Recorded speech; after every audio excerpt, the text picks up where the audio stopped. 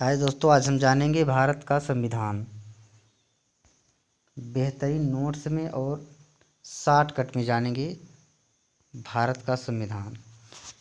ज़्यादा लंबा वीडियो नहीं होगा और बहुत अच्छे से हमने नोट्स तैयार किया है और जानेंगे भारत का संविधान। भारत में संविधान का गठन कैसे किया जाए, यह काम किसी एक आदमी के बस का नहीं था।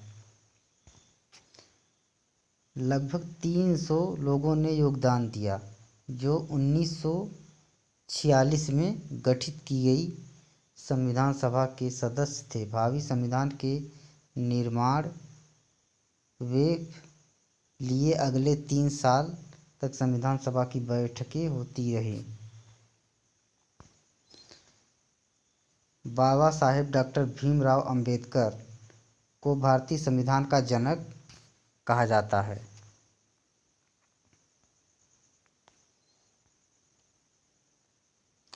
डॉक्टर भीमराव अंबेडकर का विश्वास था कि संविधान सभा में उनकी हिस्सेदारी से अनुसूचित जनजातियों को संगठित संविधान के प्रारूप में कुछ सुरक्षात्मक व्यवस्था मिली है।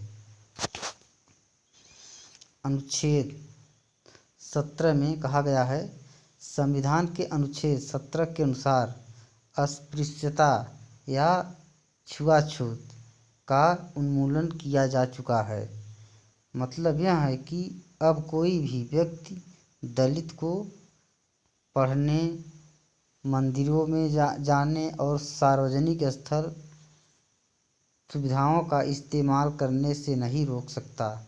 इसका मतलब यह भी है कि छूत गलत और लोकतांत्रिक सरकार इस तरह के आचरण को बर्दाश्त नहीं करेगी। लिहाजा अब यह अस्पृश्यता एवं दंडनीय अपराध है। अनुच्छेद 15 में कहा गया है कि भारत के किसी भी नागरिक के साथ धर्म, नस्ल, जाति, लिंग या जन्म स्थान के आधार पर कोई भेदभाव नहीं किया जाएगा। आर्टिकल 15 में कहा गया है। फिर अनुच्छेद आता है 21। संविधान के अनुच्छेद 21 की व्याख्या करने के बाद यह कहा था कि जीवन के अधिकार में भोजन का अधिकार भी शामिल होता है। इसीलिए अदालत ने राज्य को आदेश दिया कि वह दोपहर के भोजन की योजना, मिड डे मील सहित सभी लोगों को भोजन मुहैया कराने के लिए आवश्यक कदम उठाए। अनुच्छेद 21 द्वारा दिए गए जीवन के अधिकार का दायरा बहुत व्यापक है। जीवन का मतलब केवल जैविक अस्तित्व बनाए रखने से कहीं ज़्यादा होता है। इसका मतलब केवल यह नहीं कि कानून के द्वारा तय की गई प्रक्रिया जैसे मृत्युदंड देने और उसे लागू करने के अलावा और किसी तरीके से किसी की जान नहीं ली जा सकती। जीवन के अधिकार का यह एक आयाम है। इस अधिकार का इतना ही महत्वपूर्ण पहलू आजीविका का अधिकार भी है, क्योंकि कोई भी व्यक्ति जीने के साधनों यानी आजीविका के बिना जीवित नहीं रह सकता। भारतीय संविधान के अनुच्छेद 21 के अंतर्गत पानी के अधिकार को जीवन के अधिकार का हिस्सा माना गया है। उच्च न्यायालय और सर्वोच्च न्यायालयों ने कई मुकदमों में यह कहा है कि सुरक्षित पेयजल का अधिकार भी मौलिक अधिकारों में से एक है। 2007 में आंध्र प्रदेश उच्च न्यायालय ने पानी में गंदगी के सवाल पर महबूबनगर जिले के एक किसान द्वारा लिखे गए पत्र के आधार पर चली सुनवाई में इस बात को फिर दोहराया गया है।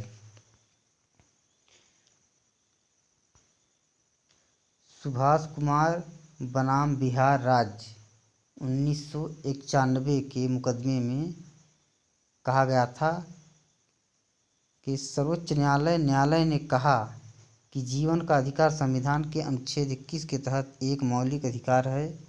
और इसमें प्रदूषण मुक्त हवा और पानी का अधिकार भी शामिल है। यह सरकार की जिम्मेदारी है कि वह प्रदूषण पर अंकुश लगाने, नदियों को साफ रखने और जो दोषी हैं उन पर भारी जुर्माना लगाने के लिए कानून और प्रक्रिया तय करे। गाड़ियों से उत्सर्जित धुआं पर्यावरण प्रदूषण का एक बड़ा स्रोत है।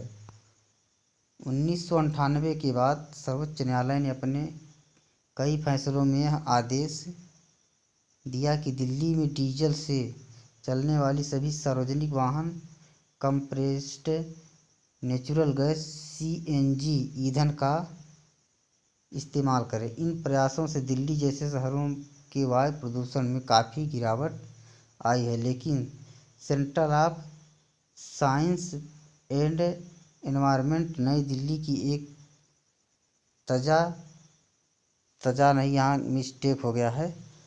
ताज़ा रिपोर्ट में कहा गया कि हवा में विषैले पदार्थ का स्तर काफ़ी ऊंचा है। ये विषैले पदार्थ पेट्रोल की बजाय डीजल से चलने वाली बसों, कारों के कारण पैदा हो रहे हैं। अनुच्छेद 22 में कहा गया कि संविधान के अनुच्छेद 22 के अनुसार प्रत्येक व्यक्ति को एक वकील के जरिए अपना बचाव करने का मौलिक अधिकार प्राप्त है।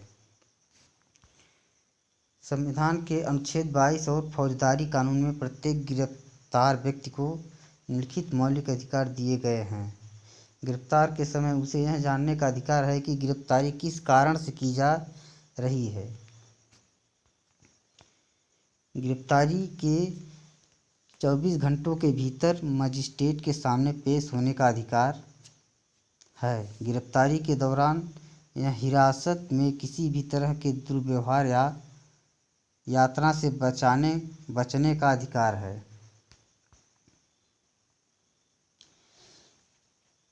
पुलिस हिरासत में दिए गए इकबालिया बयान को आरोपी के खिलाफ सबूत के तौर पर इस्तेमाल नहीं किया जा सकता। इसका मतलब है किसी पक्ष जो मजबूत है, सिर्फ उसकी ही बात मानकर कोई निर्णय नहीं लिया जा सकता, दोनों का सुना जाना चाहिए। 15 साल के कम उम्र के बालक को किसी भी महिला को केवल सवाल पूछने के लिए थाने में नहीं बुलाया जा सकता। सर्वोच्च न्यायालय ने किसी भी व्यक्ति की गिरफ्तारी, हिरासत और पूछताछ के बारे में पुलिस एवं अन्य संस्थाओं के लिए कुछ खास शर्त और प्रक्रियाएं तय की हुई हैं। इन नियमों को डी.के. बसु दिशा निर्देश कहा जाता है कि इनमें से कुछ दिशा निर्देश इस प्रकार हैं। जैसे गिरफ्तारी या जांच करने वाले पुलिस अधिकारी की पोशाक पर उसकी पहचान, नाम पट्टी तथा पद स्पष्ट व सटीक रूप से अंकित होना चाहिए। इसलिए कहा गया, पहचान के जो पुलिस या कोई अधिकारी जाते हैं उनका नाम उनके वर्दी पे अंकित होना चाहिए। जैसे कि कभी दुर्व्यवहार करें तो मुजरिम देखकर बता सके कि हमारे साथ यही व्यक्ति दुर्व्यवहार किया था। फिर आगे बताते हैं, गिरफ्तारी के समय अरेस्ट मेमो के रूप में गिरफ्तारी संबंधी पूरी जानकारी का कागज तैयार किया जाए। उसमें गिरफ्तारी के समय व तारीख का उल्लेख होना चाहिए। उसके सत्यापन के लिए कम से कम एक गवाह होना चाहिए। वह गिरफ्तार सदस्य के परिवार का व्यक्ति भी हो सकता है। अरेस्ट मेमो पर गिरफ्तार होने वाले व्यक्ति के दस्तखत होने चाहिए। गिरफ्तार किए गए, हिरासत में रखे गए, जिसमें पूछताछ की जा रही है, ऐसे व्यक्ति को अपने किसी संबंधी या दोस्त या शुभचिंतक को जानकारी देने का अधिकार होता है। जब गिरफ्तार व्यक्ति का दोस्त या संबंधी उस जिले से बाहर रहता हो तो गिरफ्तारी 8 से 12 घंटे के भीतर उसे गिरफ्तारी के समय, स्थान और हिरासत की जगह के बारे में जानकारी भेज दी जानी चाहिए। संविधान के अनुच्छेद 39A में ऐसे नागरिकों को वकील मुहैया कराने की जिम्मेदारी राष्ट्र के ऊपर सौंपी गई है जो गरीबों या किसी और वजह से वकील नहीं रख पाते हैं।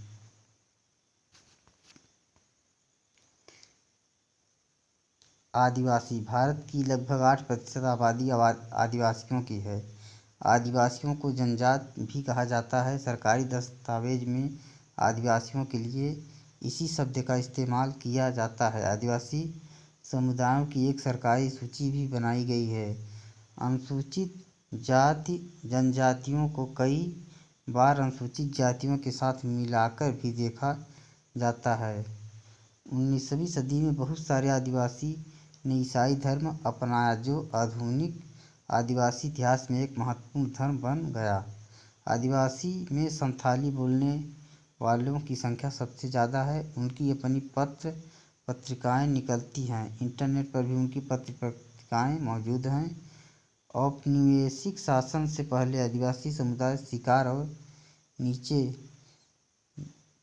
बीनकर चीज़ें बीनकर आजीविका चलाते थे। स्थानांतरित खेती के साथ साथ लंबे समय तक एक स्थान पर भी खेती करते थे। झारखंड और आसपास के इलाकों में आदिवासी 1830 के दशक से भी बहुत बड़ी संख्या में भारत और दुनिया के अन्य इलाकों मॉरिशस, कैरिबियन और यहाँ तक कि ऑस्ट्रेलिया में जाते रहे हैं। भारत का चाय उद्योग असम में उसके श्रम के बूते ही अपने पैरों पर खड़ा हो पाया है। आज अकेले असम में 70 लाख आदिवासी हैं। इस विस्थापन की कहानी भीषण कठिनाइयों, यातना, विरह और मौत की कहानी रही है।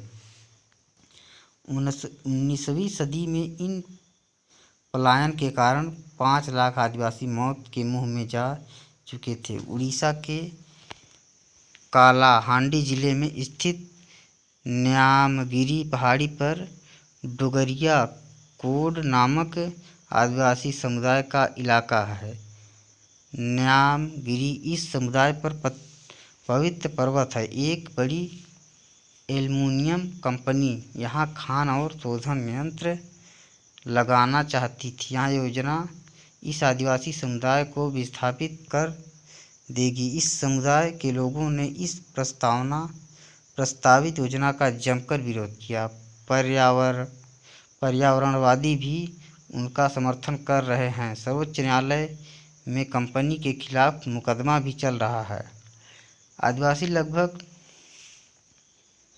10,000 तरह के पौधों का इस्तेमाल करते हैं। उनमें से लगभग 8,000 प्रजातियां दवाइयों के तौर पर, 325 प्रजातियां कीटनाशकों के तौर पर, 425 प्रजातियां गोंद, रेसिन और डाई के तौर पर और 550 प्रजातियां रेशों के लिए इस्तेमाल की जाती हैं। इनमें 3500 प्रजातियां भोजन के रूप में इस्तेमाल होती हैं। अब आदिवासी समुदाय वन भूमि पर अपना अधिकार खो देते हैं तो यह सारी जान संपदा भी खत्म हो जाती है। भारत में राष्ट्रीय पार्क 40,501 वर्ग किलोमीटर और 543 वन्य जीव अभयारण्य 1,18,918 वर्ग किलोमीटर है। ऐसे इलाके हैं जहां मूल रूप से आदिवासी रहा करते थे। अब उन्हें वहां से उजाड़ दिया गया है। अगर वे इन जंगलों में रहने की कोशिश करते हैं तो उन्हें घुसपैठिया कहा जाता है। आदिवासी कार्यकर्ताओं सीके जानू का आरोप है कि आदिवासी के संवैधानिक कानूनों का उल्लंघन करने वाले विभिन्न प्रदेशों की सरकारें भी पीछे नहीं हैं। यही सरकारें हैं जो लकड़ी व्यापारी, पेपर मिल आदि के नाम पर गैर आदिवासी घुसपैठियों को जनजाति जमीन का दोहन करने और आदिवासियों को उनके परंपरागत जंगलों से उजाड़ने की छूट देती है।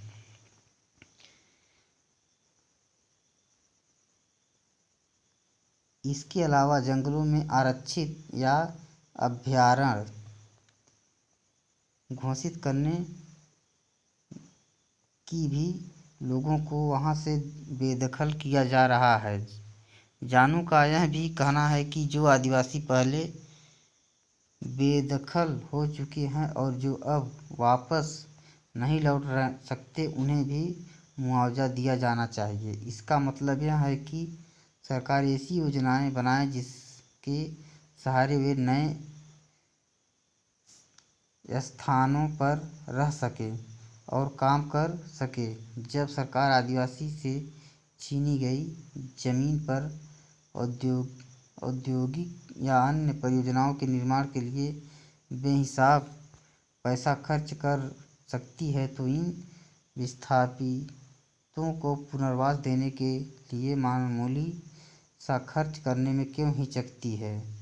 केंद्र सरकार ने हाल ही में अनुसूचित जनजाति एवं अन्य परंपरागत वनवासी वन अधिकार मान्यता अधिनियम 2006 पारित किया है। इस कानून की प्रस्तावना में यह कहा गया है कि यह कानून जमीन और संसाधनों पर अन्य समुदायों के अधिकारों को मान्यता न देने के कारण उनके साथ हुए ऐतिहासिक अन्याय को दूर करने के लिए पारित किया गया है। इस कानून में वन्य समुदायों को घर के आसपास जमीन, खेती और चराई योग्य जमीन और गैस लकड़ी वन उत्पादों पर उनके अधिकार मान्यता दी गई है। इस कानून के यह भी कहा गया कि वन एवं जैव विविधता संरक्षण भी वनवासियों के अधिकारों में आता है।